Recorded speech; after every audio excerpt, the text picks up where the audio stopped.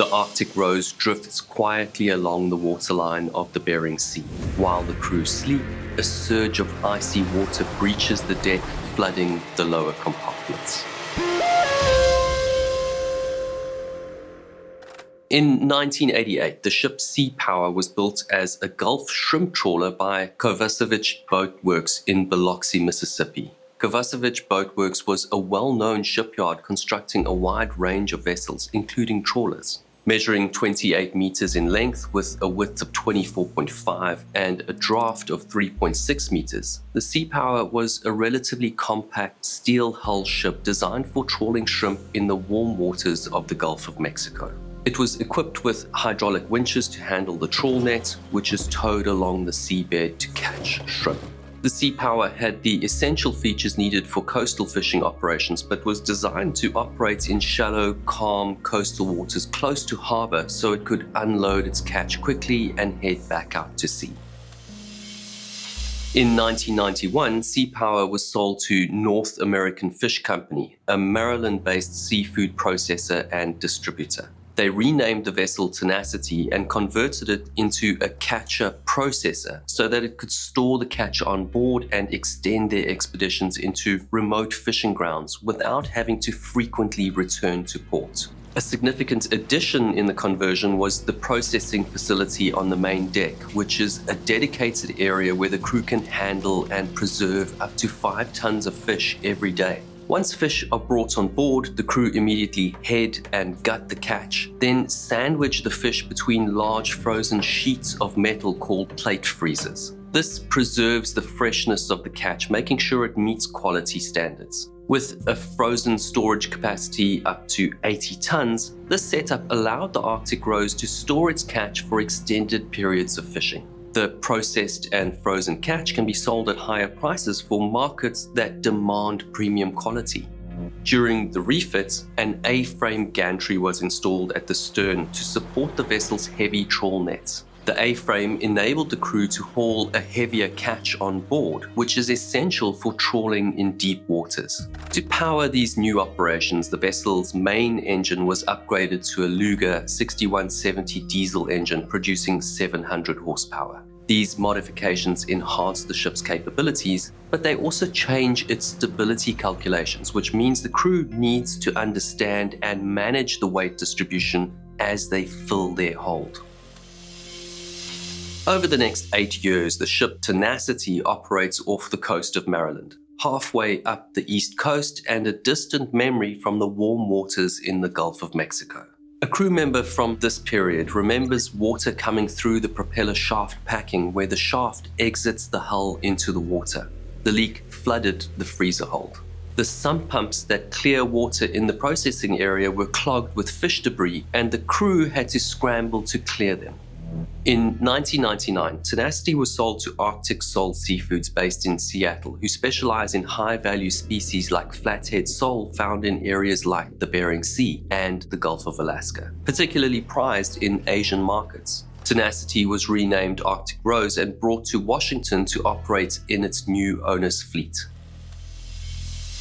In early January 2001, the Arctic Rose prepares for its next fishing season in the cold, remote waters of the Bering Sea.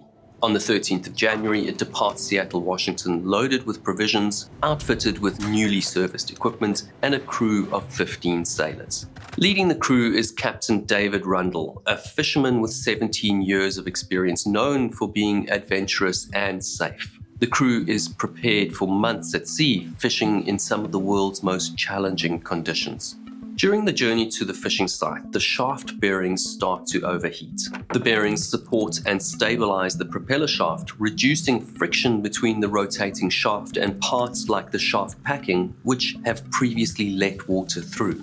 Shaft bearings could overheat because of friction or lack of lubrication. It could be from extra wear and tear in the rougher, colder water on the East Coast, or retrofitting the vessel with larger modifications has changed the stresses on the vessel's structure.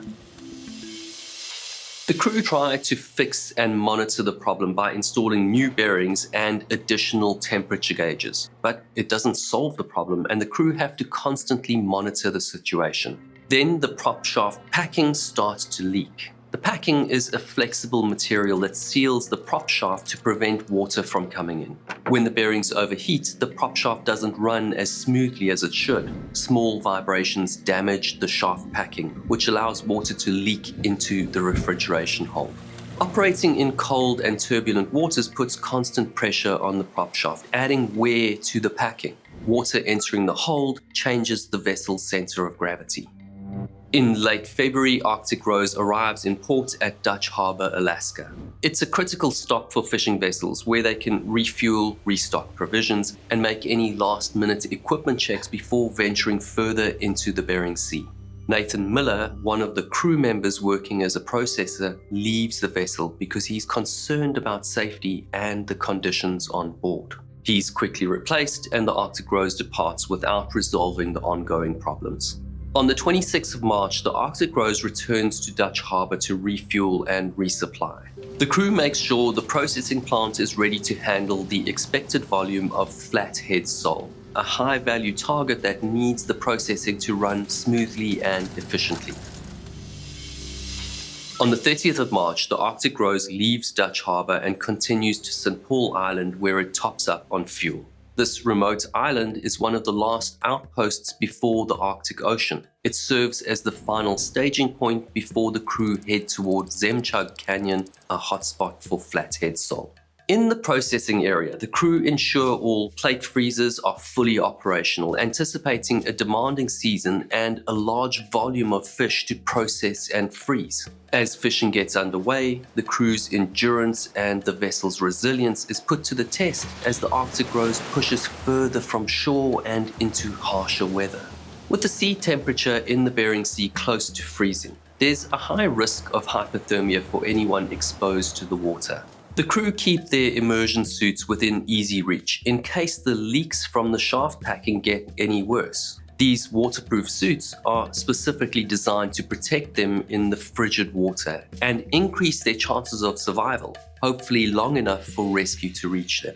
But where they're going, it would take hours for rescue to reach them. And even in an immersion suit, they won't last longer than 6 hours in the water. They also have a 20-man life raft secured on deck, ready for an emergency. The Arctic Rose also has to deal with the high wind speeds that the Bering Sea often experiences during spring. These winds create waves up to 5 meters high that add to the challenges of handling heavy equipment on deck. The low temperatures, high winds, and rough sea create spray that freezes to the vessel. The ice adds weight to the vessel's superstructure and deck, making it top-heavy. By the time April approaches, the crew on board Arctic Rose have been steadily filling the hold in the fishing grounds near Zemchug Canyon. The crew operates around the clock, pulling in several hauls every day called a tow. This work is taxing. Hauling heavy waterlogged nets back on board takes skill and teamwork, and it's physically demanding. The trawl nets, supported by the A-frame gantry, demand the crew's undivided attention. The nets drag across the seafloor, gathering fish. Then the crew use the hydraulic winch to lift the net from the depths. Every aspect of this process requires focus. Even a minor shift in the net's weight distribution can throw the vessel off balance in the rough seas. Every catch adds to the vessel's weight, and even though the crew are vigilant about balancing weight distribution on board, the increasing weight in the hold gives them less control. Even an open hatch or compromised seal could allow water into critical compartments and shift the stability of the ship. Inside the processing area, the crew works quickly to handle each new haul. As soon as fish are brought on board, they're immediately headed and gutted, which has to be done before freezing the catch. The plate freezers hum as they work through each batch, quickly freezing the fish to lock in its freshness. Space is tight, and the processing facility becomes a bustling, slippery workplace as the crew moves quickly to prepare the catch.